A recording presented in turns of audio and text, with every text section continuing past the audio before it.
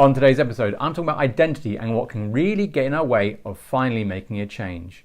This is how legends are made.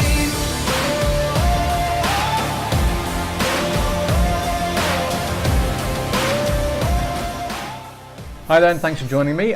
Today I want to talk about identity. Just maybe in a small bite size. That's kind of heavy when you say it that way, but it's actually just about identifying what we really hold to be values or beliefs of who we are. And this came about from a conversation when we were discussing how we make people feel a certain way. So the example being that we make someone feel happy or make them feel sad. And it began to raise questions about maybe who they are. Because I offered the idea that we don't actually make people feel anything. The idea is that we could say something, we could give a gesture in a particular way, or a certain situation means for the other person that they can be happy or they can be sad. It's the meaning they're giving the exchange that creates the emotion. There is an anchor or a trigger which then creates the response in the brain to give out the happy or the sad chemicals, and the body responds. But fundamentally, we don't go and make someone feel happy. And if you question it, here's a very simple little test.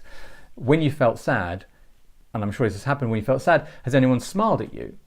And has that smile made you happy every single time? I don't think so. I know personally it hasn't done for me. Sometimes it can do, but not always. Sometimes the smile can make things worse, or it doesn't help at all. So the idea that we make someone feel happy by smiling doesn't play out, doesn't always work. So when we begin to challenge that, it's interesting the response we get. And the response I was getting was that by saying that I make him or her feel sad or happy, there was an automatic response to feel that it was their fault. They had to take responsibility for it and then repair whatever damage has been caused. And it was interesting when we began to discuss the idea that maybe we don't make people feel things, that they were resistant to the idea that was true, despite maybe what I offered as an example. What was interesting is that we had to look at the consequence of accepting that idea. And the consequence of that idea is that therefore they aren't at fault, that they don't have to necessarily believe they have to judge themselves, that they can see the situation from a different perspective. They don't have to rush in somehow feeling guilty, if you like, to then repair and make that person feel better. It's a choice. They don't have to do that. But what was interesting is that because they had the resistance, because it would change their way of behaving, the resistance indicated that they held on to that idea of helping, of caring, of repairing, and of judgment and fault as being very intrinsic to who they were. Now, I should say that doesn't mean that we don't care and don't support people who are going through a struggle or difficulty, or whatever we may have said has triggered something.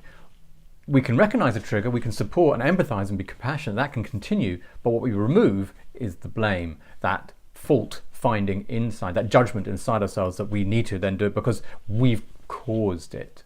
And I really invite you to consider that when we do have resistance to certain changes or certain ideas, it's worth examining, even just for the fun of it, is to play out the consequences of adopting this new behavior. What's going to happen? And it can be that can be an indicator to how deeply we hold on to the current belief system. Now, for example, take the idea about dieting.